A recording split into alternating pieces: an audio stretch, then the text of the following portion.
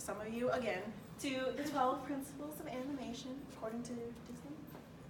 Yeah. According to Disney. Disney's 12 principles of animation. Also, props if you recognize the background. I love you a lot. Breath of the Wild. Yeah. Oh, haven't played. It makes me happy. All right, let's I don't have a show. Switch. Okay.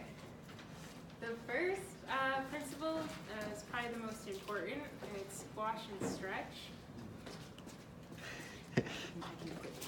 Okay, squash and stretch. It gives the illusion of gravity, weight, mass to the object.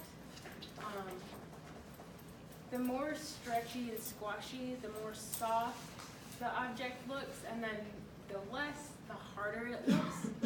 But when you are doing squash and stretch, you want to make sure that you keep the volume of the shape. So if you squish it in, it's got to get taller, and if you squish it down, it's got to get wider. Also, out of the 12 principles, this one's probably one of the more noticeable ones, probably one of the ones that you're going to actively think of the first or the most when you're actually animating.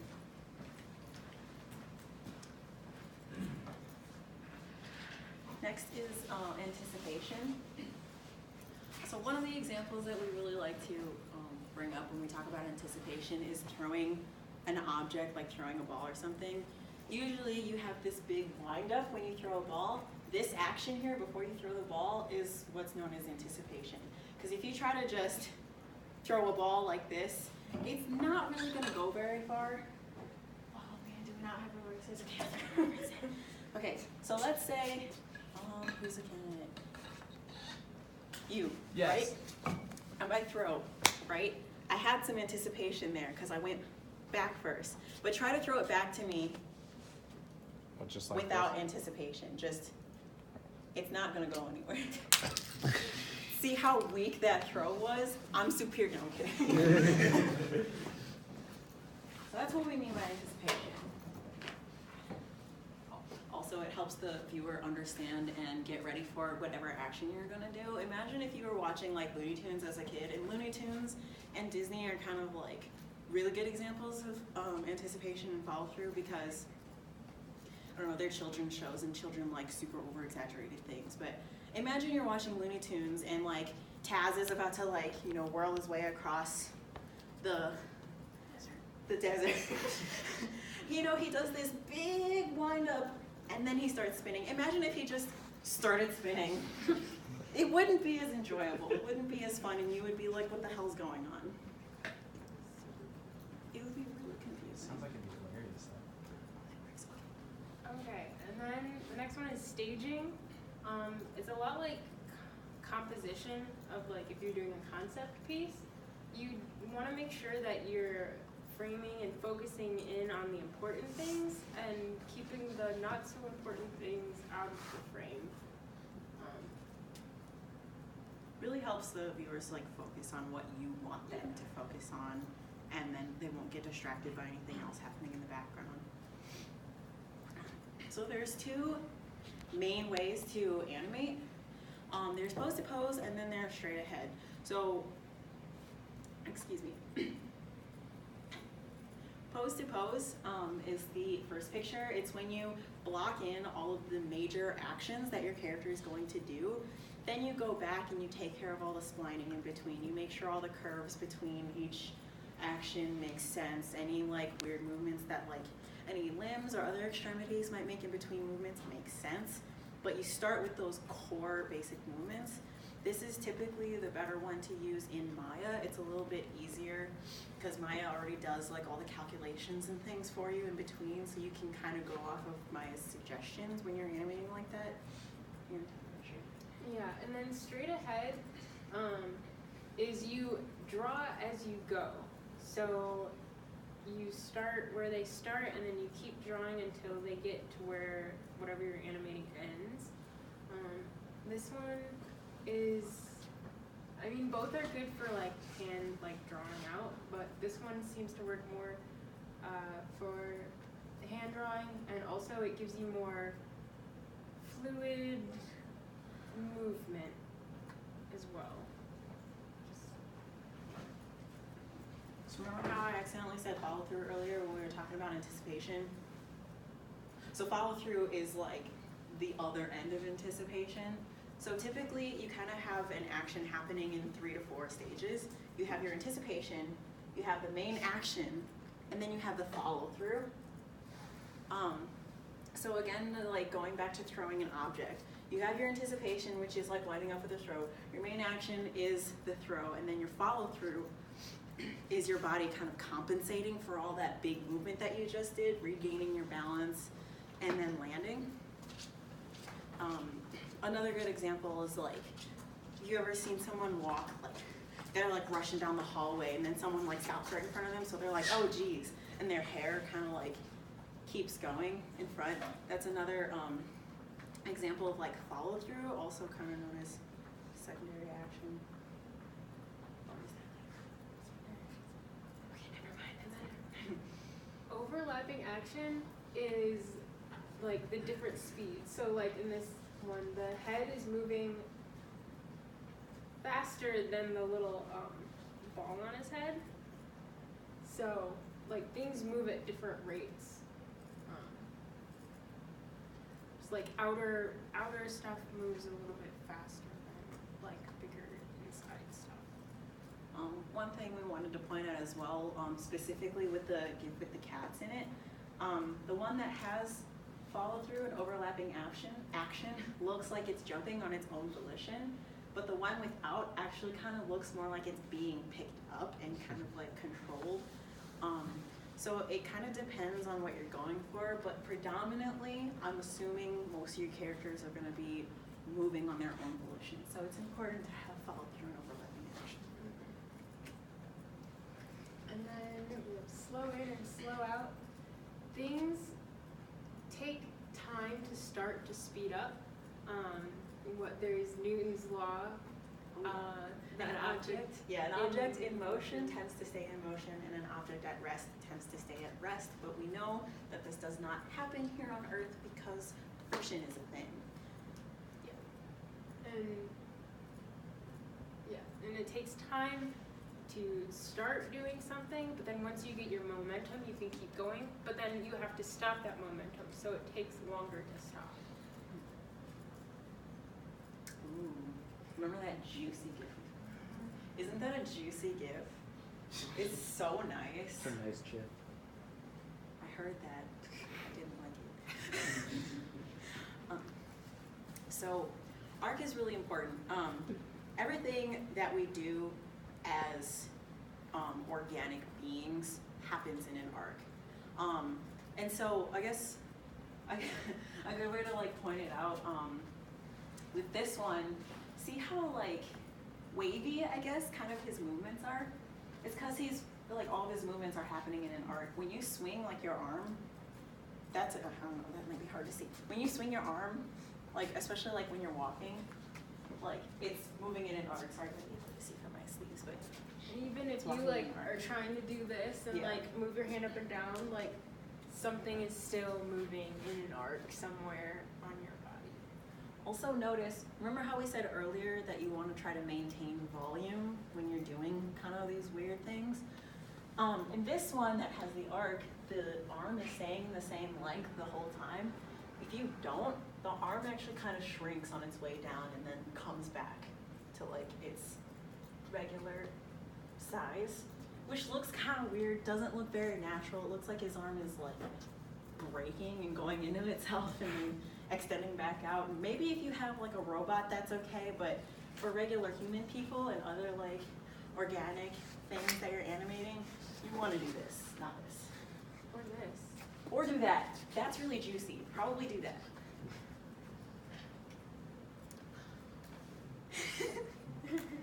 Secondary action. So, okay, secondary action is the action as a result of the main action that you're doing. So like this guy, he's just eating his burger. But this guy, he's really enjoying his burger. That was totally not us eating pizza on Tuesday. Yeah. So, and then this guy, he's walking, but the way his arms are moving and his like mouth is moving, those secondary actions make him angry walking. help like define what you're trying to say with your animation. It's also important that it doesn't distract from the main action, otherwise your viewers or your consumers of your media are going to get a little bit confused as to what's the most important thing there. So it's good to have a secondary action for emphasis and also to kind of help explain what the main action is, but make sure it doesn't detract from the main action. Oh, this is a fun one. Timing. Okay. So timing, this is about like physics, more physics. So time, the faster something moves, the less frames it takes up. But the slower something moves, the more frames it takes up. So yeah, if you like look at this graph, you can see that depending on what type of motion you want to do, you want to change the timing of it. So when you're animating and you're putting down those keyframes, those step-by-step keyframes, you'll want to focus also on the timing of it before you start going in and fixing some of the middle parts.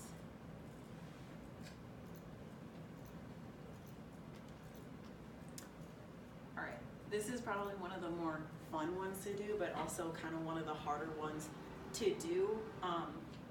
As animators, or like as kind of newer animators, we have a tendency to try to make things look very realistic, when in reality, if your animation looks realistic, it's going to look very dull. It's not going to have a lot of movement in it. It's going to look kind of boring, static, and stale. Going back again to like the Disney movies, especially like with the newer ones that are 3D, like Frozen and Brave, Moana, their actions are super exaggerated. And it doesn't really register immediately that it's really exaggerated unless you really take a step back and kind of think about, wow, her arms did this weird thing and ended up way back here, and she's like leaning this far back, and I can't do that very easily because it hurts my back because I'm old. Exaggeration is very important, and one way to kind of think about it if you're having a hard time achieving exaggeration is just keep pushing your animation. Push it farther. If it looks like it can be pushed farther even more, push it farther. It's much better to push it, and then realize you've gone too far and dial it back than it is to be like, it's probably okay, when it could be like way over here, or I guess I should go up. Like it's here when it totally could be up here.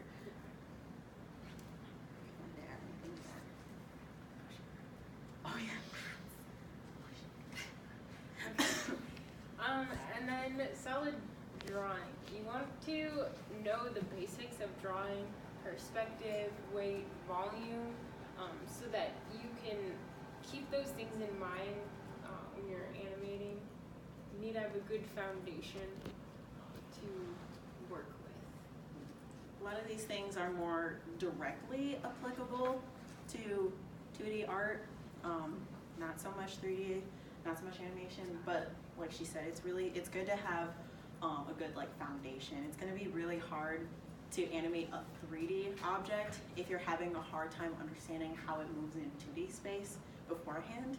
If that makes sense. If it doesn't, come ask me later and I'll try my best to explain to you.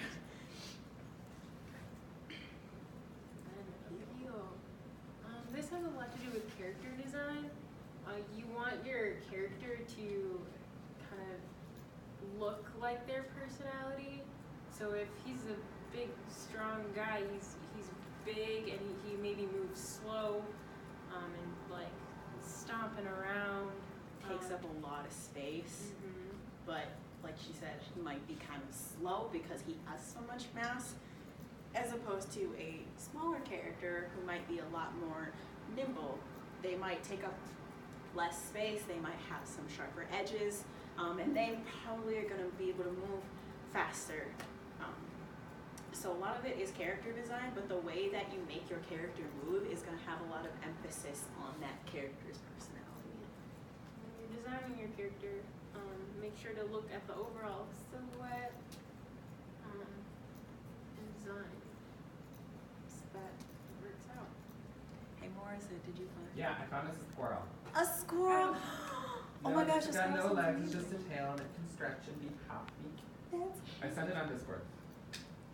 Alright, before we like really get into things, does anyone have any like outstanding questions about anything, any concerns, anything before we get started?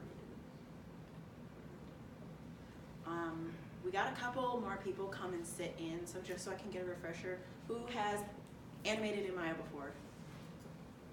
Who currently has Maya on their device? Who's gonna animate the squirrel? Thanks, Diego, I appreciate it.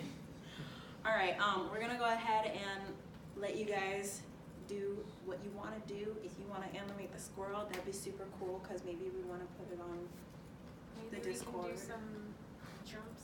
If you don't have Maya, The those squirrel computers is pretty do. fun, man. I was messing with the rig, and there's a lot of stretching. There's a lot of opportunities. Think about what what its tail can do. You ever seen a squirrel get like angry and it does that twitchy thing with its tail? It kind of freaks you out because you're like, oh my gosh, it's such a docile creature. What's happening? You could make a scary squirrel. You can make your squirrel do whatever the heck you want it to do. No, pull it up on Discord. Rubber I can also send it to I you. mean, any kind of some other squirrel you place. want. You said you put it on the Discord? It's on the Discord. Do you want it on some other place? Does everybody have access to the Discord? I hear no no's. Sure. No, no does not mean yes. Well, then they're online. Anyway, yeah, for those of you that are gonna be animating the squirrel, we'll be here to answer any questions. Can you log into this? Oh, yeah. Let's animate a squirrel. If it Also, has don't be afraid to like get some like references if you want your squirrel to do something funny that like squirrels don't normally Oh yeah, do. this squirrel's fun. References Got are key. big buck teeth, it's fun. Huh? Oh, right, yeah. References are great. Like, oh. We should put a link. Oh, I just wanted something. I'm just kidding, please don't. Are you still recording? Yeah. Oh. Hi there. Welcome. Where we have like one or two people animating a squirrel. I've only been looking at y'all. They don't know how many people are animating. Just kidding. You can't Everyone's animating this. It's Yeah. I can The send it to you on world. Facebook. the world's My animating. email's messed up. YouTube channel. And I can't get to my email that it wants me to. I mean, the I YouTube don't channel's up. remember. The video What? They're not. takes some time. Yeah, well, they're all uploaded to my iCloud, and then it's a pain in the ass to download. And then I gotta upload it to YouTube. It's a process. It can be a lot easier, Robot. but it's not. YouTube only lets me upload 15 minutes on my phone. What? Oh my god. Yeah. Oh. Ellen, watch me sit direct message. Where's my wife? You know, Tatum did, What is the? Jared, Jared, yeah. Jared Donovan. That's- It's funny, I heard a whole bunch of new slang words. Oh, you gotta find like the like. Hey, Oh, Andrew. that one. Please wait. Yo, Morissette, Yeah. would you be able to edit out this boring middle nothing part? Yeah, or you can just push the button and stop recording. Push the button.